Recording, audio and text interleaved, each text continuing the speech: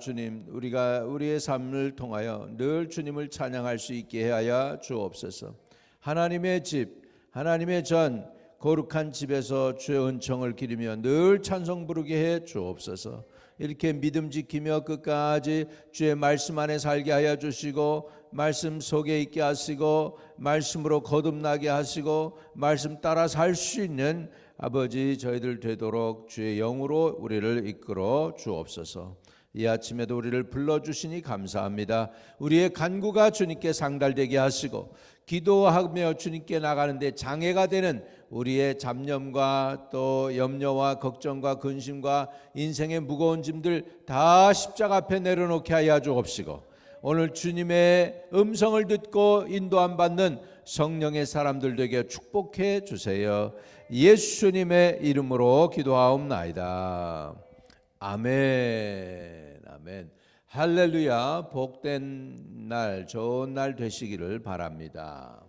로마서 2장 12절에서 오늘 16절까지 보겠습니다. 무릇 율법이 없이 범죄한 자는 또한 율법 없이 망하고, 무릇 율법이 있고 범죄한 자는 율법으로 말미암아 심판을 받으리라.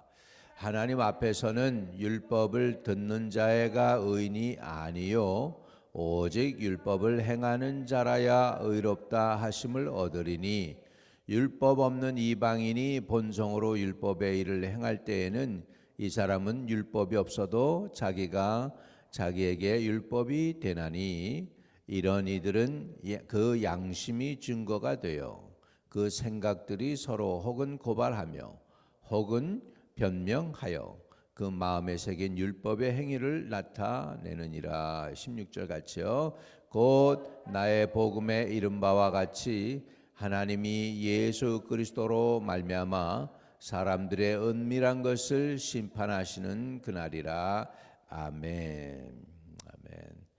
아멘. 우리는 심판이 있지만 예수를 믿으면 주님께서 그 심판을 면해 주십니다. 그래서 요한복음 5장 24절에 나를 믿는 자는 영생을 얻었고 심판에 이르지 아니하나니 사망에서 생명으로 옮겼다고 분명히 말씀하고 있습니다. 그러나 예수 밖에 있으면 율법이 있든지 율법이 없든지, 율법이 없는 사람은 자기 멋대로 행하다가 율법 없음으로 멸망당할 것이고, 율법이 있는 사람들은 율법을 지킨다고 하지만 지킬 수 있는 능력이 없으므로 율법 때문에 또한 정죄받고 멸망할 수밖에 없습니다. 그렇기 때문에 하나님께서 우리에게 예비하신 것이 바로 구원자 예수 그리스도이십니다. 율법은 좋은 거예요. 이렇게 살라고 해서 여러분 교통 법규가 없으면 어떻게 되겠습니까? 자 마음대로 운전하고 다니기가 굉장히 어려울 것입니다. 제가 제3국에 가서 보니까 제일 안 지켜지는 게 뭐냐 하니까, 제3국에서 제일 무서운 게 뭐냐면 이 교통법규가 없으니까 빨간불인데도 막 지나가고, 뭐 그냥 사람들도 막 그냥 크로스하고, 차도 사람들도 무서워하지 않고 막 그래가지고 저 네팔에서는 이렇게 가다가 바로 우리 앞에서 이 차가 이렇게 뒤집혀지더라고. 이렇게 그래가지고 거기에서 한 몇 시간 또 묶여 있다가 가고 막 그런 적이 있어가지고서 이게 그렇구나 해서 법규가 필요합니다. 율법이 필요해요. 사람들이 살기 위해서는 차를 운전하고 다니려면 교통법규가 필요하듯이 우리 인생을 살아가는 데는 법이 필요합니다. 그런데 법이 없다면 어떻게 됩니까? 법을 모르니까 마음대로 살다가 죽는 것이고, 또 법이 있는데 그 법을 우리가 항상 지키는 게 아니잖아요. 십계명이 있다고 그러지만 온전히 십계명을 잘 지킬 수가 없습니다. 이스라엘 사람들은요, 십계명을 그걸 다 나눠놨어요. 구체적으로 나눠가지고서 보니까 십계명을 잘 지키려면은 이거 지켜야 되겠다고 해가지고 몇 개를 만들었냐 하니까 365개 다른 법규를 또 만들었어요. 십계명에다가 365개인데 하라고 하는 거 365개, 하지 말라는 거 이게 200 얼마, 그래가지고 다 합쳐보니까 한 600개 정도가 돼요. 그러니까 10계명을 지키기 위해서는 600개를 지켜야 되는 거예요. 예를 들자면 유대인들이 뭐 합니까? 안식일을 기억하여 거룩하게 지키라 그러죠. 샤바트로 그럽니다. 근데 이스라엘 지금도 가면은요, 하세딤 주시가 사는 마을이 있어요. 예, 그 마을에 안식일 날 거기 뭐예요? 투어리스트들이 안식일 날 걸어 다니잖아. 하세딤 마을에 들어오는 것도 원치 않는데 그 사람들이 돌아다니면은 뭐라 하는지 아세요? 소리쳐요. 슈밧 사밧. 안식일 기억하여 거룩하게 지키라고 하는데 그러면서 돌멩이 던져. 그것도 사실은 불법이야. 돌멩이 던지는 것도. 돌멩이 던지는 거 불법이야. 일하는 거잖아. 뭐 던지는 거. 그런데도 안식일 기억해 거룩하게 지켰는데 왜 우리 마을 들어왔냐는 식으로 슈밧 사밧 그렇게 소리친다고요. 예. 그래서 이렇게 그 안식일을 기억하여 거룩하게 지킨다 해서 어떤 유대인들 회당은요 차 못 타고 가게 돼 있어요. 그래서 지금도 유대인들은 어떻게 합니까? 회당 근처에다가 집을 사가지고 어떻게 걸어 다녀요. 예배 드리려면 그날 그 사람들은 주일날 예배 드리는 게 아니고 언제? 토요일날 예배 드리니까 토요일날 그래서 금요일 저녁부터 안식일을 준비해가지고 토요일날 이렇게 가가지고서 합니다. 근데 우리는 안식 후 첫날 예수께서 부활하셨기 때문에 우리는 주일 아침에 예배 드리는 거예요. 아멘. 예, 그래서 이렇게 하고 있습니다. 그러니까 율법은 필요하고 중요한 것이지만 율법은 뭐냐? 우리를 구원시키는 게 아니에요. 율법은 우리가 10번을 다 지켰어. 근데 한 번 실수로 못 지켰어. 그럼 뭐가 될까요? 10번 지킨 거 잘했다고 그러지 않아요. 한 번 잘못한 것 때문에 그것 때문에 정죄받는 게 율법입니다. 이해되시면 아멘.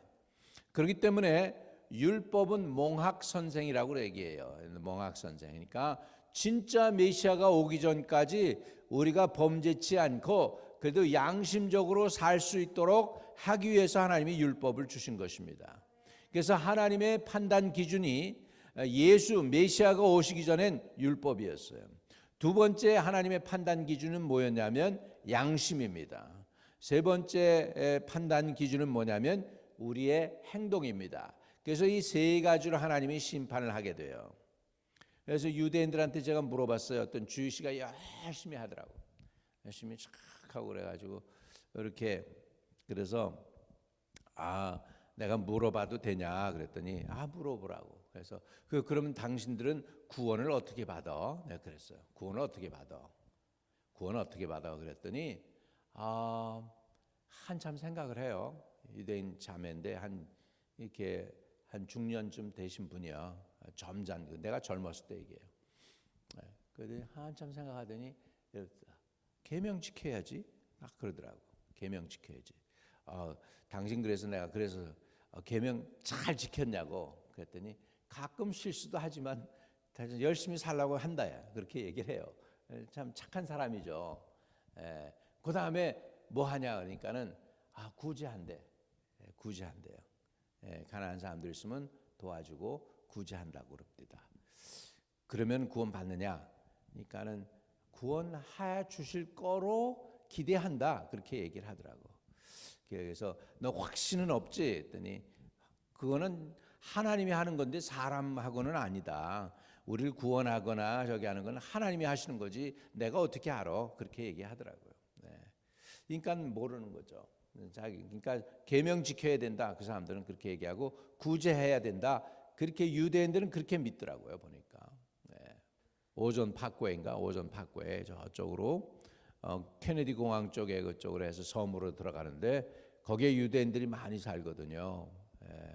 그 유대인들이 욤키푸어 대속죄일이 되면 어떻게 하느냐? 닭모가지를 칩니다. 그래가지고 자기 머리에다 뿌리면서 뭐라고 소리치냐면 속죄 그리고 소리칩니다. 나 용서받았어. 닭모가지에 피로다가 자기 머리에 뿌리면서 왜 그러냐? 속죄의 길이 없는 거예요. 옛날에는 구약에는 속죄의 길이 있었어요. 왜? 제사장이 있었죠. 그 다음에 뭐가 있었습니까? 성전이 있었죠. 그 다음에 제사가 있었단 말이에요. 그러니까는 죄를 범하면 짐승을 가지고 제사장 앞에 오면 제사장이 너 죄를 고백해. 그래서 죄를 고백하면 죄가 짐승에게 옮겨지죠. 죄가 짐승에게 전가가 되면 이제 그 짐승의 목을 잘라가지고서 피를 내가지고서 하나님의 성전에 들어가서 피를 뿌리면서 죄 용서를 받은 거예요. 그런데는 이제는 예루살렘 성전이 무너졌죠. 제사장들도 어디 갔는지 사라졌죠. 그러니까 그들에게 남은 건 속죄의 길이 없는 거예요. 우리는 알고 있죠. 우리는 속죄의 길은 우리에게는 누구예요? 예수 그리스도 외에는 없습니다. 아멘. 예, 그래서 우리가 속죄를 할 수 있는 길은 예수 그리스도십니다. 그러니까 율법은 뭐냐? 몽학 선생이에요. 우리가 하다 애를 써도 나 율법 못 지키겠네. 이걸 깨닫게 하는 거예요. 예, 나 암만 노력을 해도요, 하나님께 도달 못하네요. 이걸 깨닫게 하는 게 율법인 줄로 믿습니다. 그 다음을 보세요. 한번 3장 23절을 보겠습니다.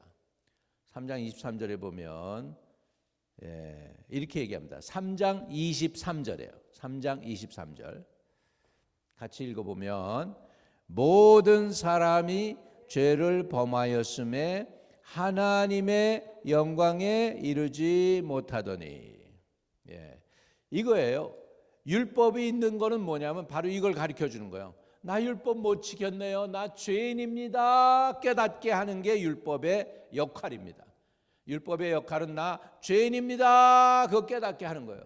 죄인입니다. 그런데 그 다음에 문제가 있어요. 그건 뭐냐면 죄인입니다까지는 알았는데 죄의 문제를 해결할 방법이 없는 거예요. 그래서 누가 필요해요?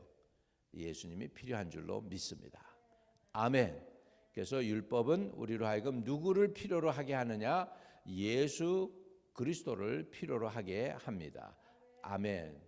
그래서 하나님의 판단 기준은 공의롭습니다. 공의로우신 하나님이세요. 공의로우신 하나님이세요.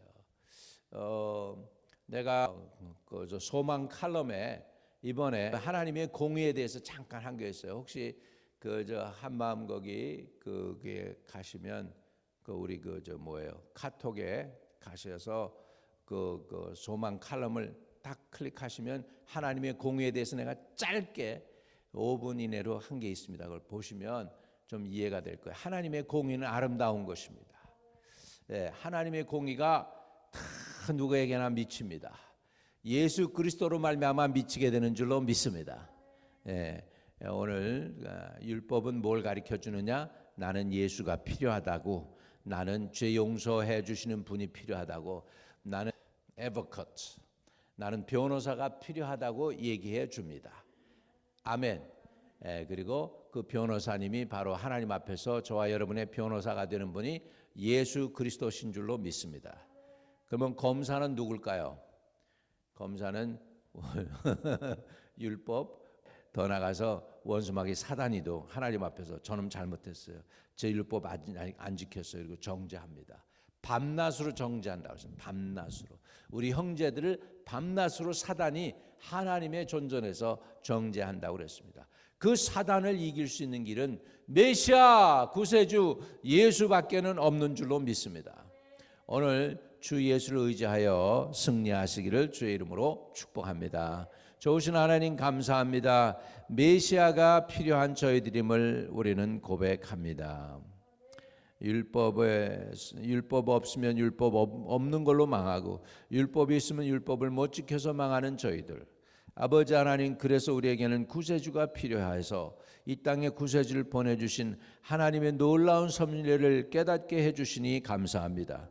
이 복음 붙잡고 믿음으로 승리할 수 있게 도와주세요. 예수님의 이름으로 기도하옵나이다. 496장 1절 부릅니다.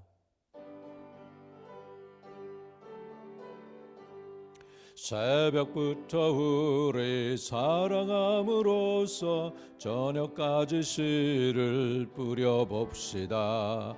열매 차차 익어 곡식 거둘 때에 기쁨으로 단을 거두리로다.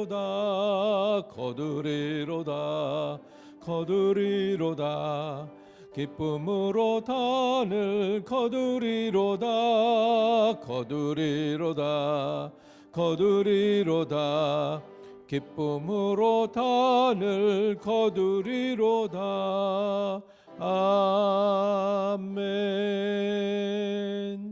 주기도문으로 예배를 마칩니다. 하늘에 계신 우리 아버지여, 이름이 거룩히 여김을 받으시오며 나라에 임하옵시며 뜻이 하늘에서 이룬 것 같이 땅에서도 이루어지이다. 오늘날 우리에게 일용할 양식을 주옵시고 우리가 우리에게 죄 지은 자를 사하여 준 것 같이 우리의 죄를 사하여 주옵시고 우리를 시험에 들지 말게 하옵시고 다만 악에서 구하옵소서. 대개 나라와 권세와 영광이 아버지께 영원히 있사옵나이다. 아멘.